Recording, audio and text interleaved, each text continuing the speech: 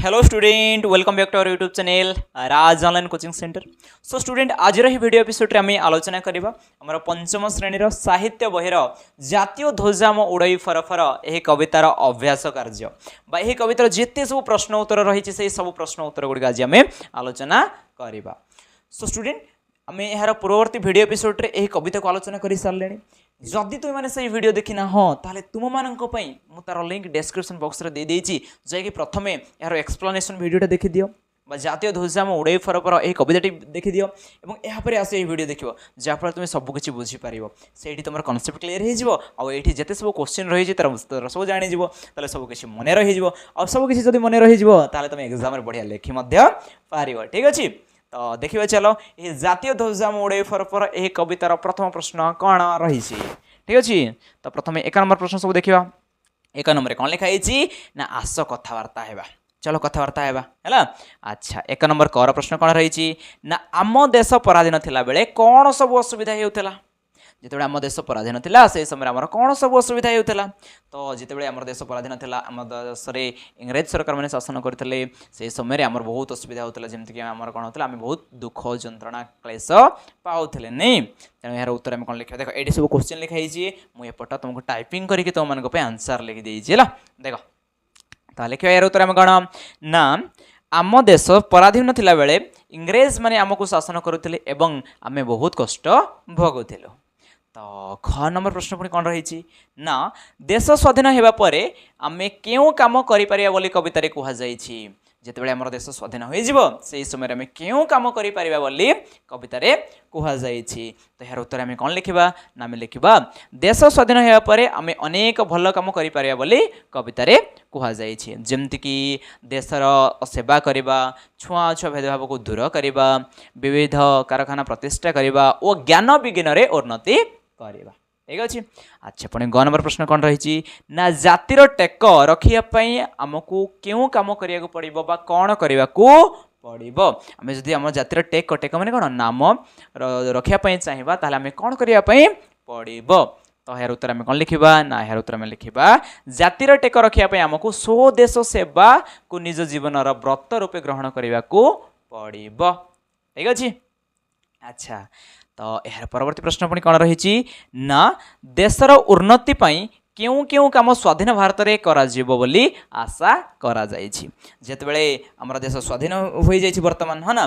तो यही स्वाधीन भारत में क्यों क्यों काम करा कवितार आशा करा तो यार उत्तर आम कौन लिखा यार उत्तर आम लिखा देशर उन्नति स्वाधीन भारत में कर्तव्य परायण होगा आशा करा यह सहित स्वदेश सेवा, देश भाव दूरीकरण, छुआ अछुआ भेदभाव ठारू दूरे रहिबा, विभिन्न कल कारखाना प्रतिष्ठा करवा एवं ज्ञान विज्ञान रे उन्नति साधन करा बोली आशा करा जायछि।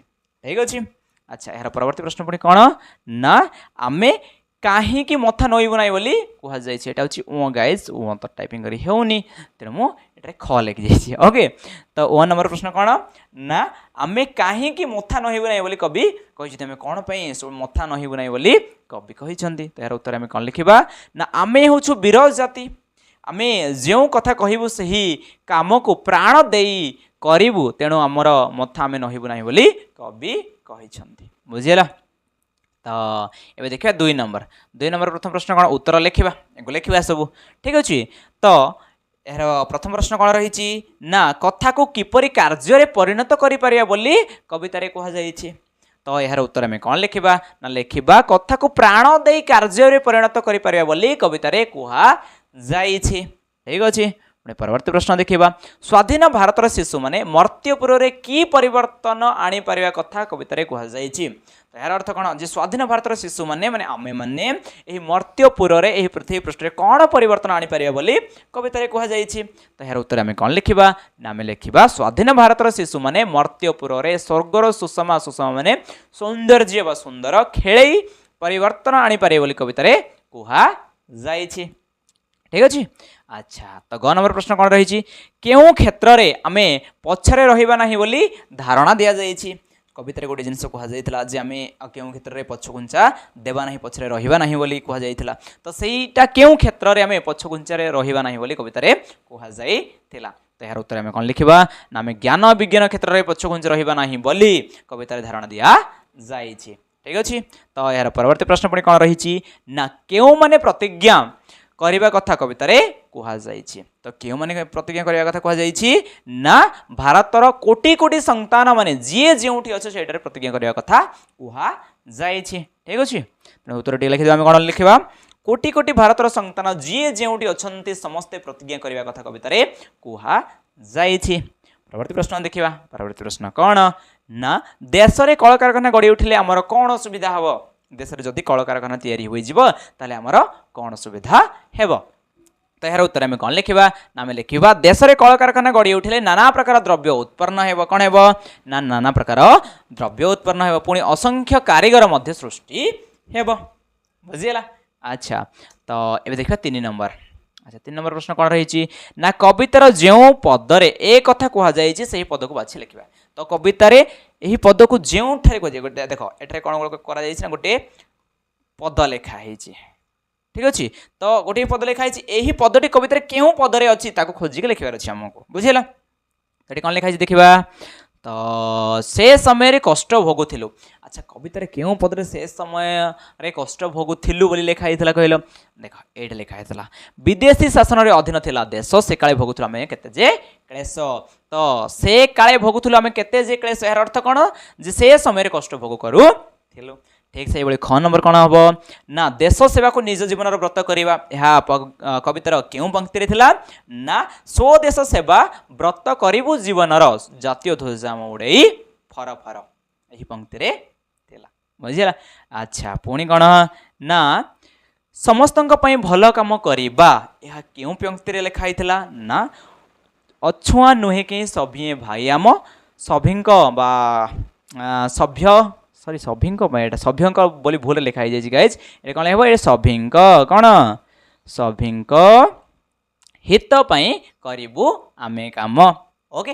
अच्छा तो परवर्ती प्रश्न देखा परवर्ती कौन लिखाई ना बहु जिनिस सृष्टि हे क्योंठे बहु जिनिस सृष्टि हे क्यों पंक्ति कहुई कवितार ना देश में खोलीदेव विविध कारखाना जेपरी उत्पन्न होइब द्रव्य नाना तो देश में कौन करूँ ना विभिन्न प्रकार सबू कारखाना गुड़िक खोलीदेव जहाँफल से कारखाना गुड़िक नुआ नुआ जिन सब सृष्टि हे उत्पन्न हे। ठीक अच्छे। अच्छा तापर कौन लिखाई ना जहाँ कहबू ता प्राण करदेबू एटा क्यों पंक्ति लिखाई ना आमे जे वीर जाति नहिबू नाही मथा करू दे प्राण कहबू जो कथा यही पंक्ति कहुई बुझीगला। 3 नंबर सरला 4 नंबर देखा। अच्छा 4 नंबर कौन लिखाई ध्वजा सहित फरफर संपर्क अच्छी ना नहीं ध्वजा फरफर ही कौन करुच्ची उड़ुची तो ठीक से ही तले दि जाइए शब्द गुड़िकर अर्थ सहित जहाँ संपर्क अच्छी से ही संपर्क गुड़िक शब्द गुड़िक आम लिखा बुझीगला। तो झरणा झरणा केमती बहुची मत कहल सी झरझर होइकी बहु अच्छी तेणु झरणा झरझर ओदा जगह कौन लिखा सरसर लिखा कौन लिखा सरसर लिखा राग गर गर चली दम दम पुणी शीत थर थर बुझीगला। अच्छा तो तुम कॉपी बाहर कर कॉपी तुम सब लिखी देता है फल तुम मैंने जब क्लास किसी पचरा जाए तुम इजिले कहीपर ना नहीं कॉपी सब लिखी देता। अच्छा तार 5 नंबर कौन रही तले कवितार थिबा केतेक शब्द दि जाइए है से गुड़िक पूर्वर गोटे लेखाएं उपयुक्त शब्द जोड़ा तो कवितार ये सब शासन गुड़े ध्वजा थिला पथ थिला कारीगर थिला यार पूर्वर आम गोटे शब्द भाविकी लिखा जमती शासन पूर्वर कौन लिखिपर आम ना विदेशी लिखिपर विदेशी शासन। ठीक से ध्वजा पूर्वर कौन लिखा जातीय ध्वजा मैंने जातीय पताका पथ पूर्वर कौन लिखा ना कर्तव्य पथ। ठीक से कारीगर पूर्वर असंख्य कारीगर है। अच्छा अभी 6 नंबर देखा। अच्छा 5 नंबर ख पुणी अच्छी नहीं 6 नंबर देखा है ना 5 नंबर ख तले कवितार थिबा शब्द दि जाइए से गुड़िक पर गोटे लेखाएं शब्द लिखा। अच्छा तो कौन कराई ना ये पूर्वर देख ये माने कवितार प्रथमे डैश दिया तार पर शब्द दिखाई ये कि उल्टा कराई कौन कराई प्रथमे शब्द दिखाई लिखाई डैश दिखाई तो ये कौन करिया फास्ट आम स्वदेश सेवा लिखा वीर रे कौन लिखा जाति लिखा है। अच्छा पुणी 6 नंबर देखा 6 नंबर कौन जेपरी विदेशी स्वदेशी ठीक से ही निम्न दिया शब्द गुड़िक कौन है लिख जमी विदेशी कौन है विपरीत शब्द स्वदेशी स्वाधीन कौन हम पराधीन हम कौन हे पराधीन हे ठीक से ही भलर मंद परर आपणा हितर अहित वीरर भीरु बुझीला वीर माने जी वीर साहसी भीर माने जी बहुत जोरे डरे हित माने भल अहित माने खराब ओके 7 नंबर देखिबा 7 नंबर कौन ना जेपरी कर्तव्य शब्द सह पथ शब्द मिसी कर्तव्य पथ होई अछि सेहीपरि तले दिया जाइथा शब्द गुड़िक मध्यरु जोंठे पथ जोग करी हबो करी नुआ शब्द गढ़ी हबो से गुड़िक लिखिबा अच्छा जेमति कि कर्तव्य रे हम पथ जोग कले कोन नुआ शब्द ला कर्तव्य पथ ठीक सेही तले किछ किछ शब्द दिया हैछला तो एही शब्द गुड़िक हम कोन जोग करिबा ना पथ जोग करिबा जो शब्द रे कर्तव्य पथ जोग कला परे सेठी कोन होउछि नुआ शब्द सृष्टि होउछि ताको हम पुଣି त लिखिबा अच्छा सत्य पथ हे परियो ना नहीं हां हे परियो त लिखि देबा ठीक सत्य पथ हैला अच्छा टेक पथ हबो नाही हबो ना धर्म पथ हेबो लिखा धर्म पथ ध्वज पथ हेब ना हेब नहीं गति पथ हेब हाँ हेब लिखा आम गति पथ छाया पथ हेब हाँ हम छाया पथ तेना लिखा छाया पथ पथ पथ पथ द्रव्य पथ हेब ना हेबनी कर्म पथ हेब हाँ हेब तुम लिखा आम कर्म पथ पथ अच्छा प्राणपथ हम प्राणपथ हेब ना ज्ञान पथ हेब तुम लिखा ज्ञान पथ है क्लियर अच्छा यहाँ पर पुणी देखिए 8 नंबर प्रश्न कौन रही पतकारा आउ तीनोटी नहीं आउ केते गोटी प्रतिशब्द लेख तो केतटा लिखा आम 4टा लिखा है पतकार प्रतिशब्द कौन कौन लिखा आम ध्वजा लिखिपर ठीक से केतन लिखिपर ठीक से बाना लिखिपर ठीक से वैजयंती लिखा वैजयंती मैंने हूँ पताका है अच्छा 9 नंबर देखा जेपरी शासन शासित दलर दलीय होती तले जाइए शब्द गुड़िक नुआ शब्द लिखा तो शासन कौन है शासित शासन शासित दल दलीय उत्पादन उत्पादित नाम नामित जाति जातीय देश विदेशीय बोल सॉरी विदेश विदेशीय बस जीवन जीवित बुझेगा सो गाइस फाइनली आम जिते सब प्रश्न उत्तर थी से सब डिस्कस कर सारी ना आहरी अच्छी अच्छा तो 10 नंबर देखिए 10 नंबर कौन ना देख कस्तम देती खस्तम देती या जोग करवा तो एपटे काम काम क्या सहित जोड़ करवा ना तर तर काम को तर तर सहित जोग करी काम तर लिखा देख काम तर तर देख गोटे अच्छी तर तर देख काम तर तर ठीक अच्छे लुहा लुहा कौन लिखा ना लुहा को झर झर लुह झर झर कौन लुह झर झर तो ये लिखिदेवा लुह झर झर राग गर गर ये लिखिदेवा राग गर गर वचन खर खर तो ये लिखिदेवा खर खर ओके वचन खर खर अच्छा पताका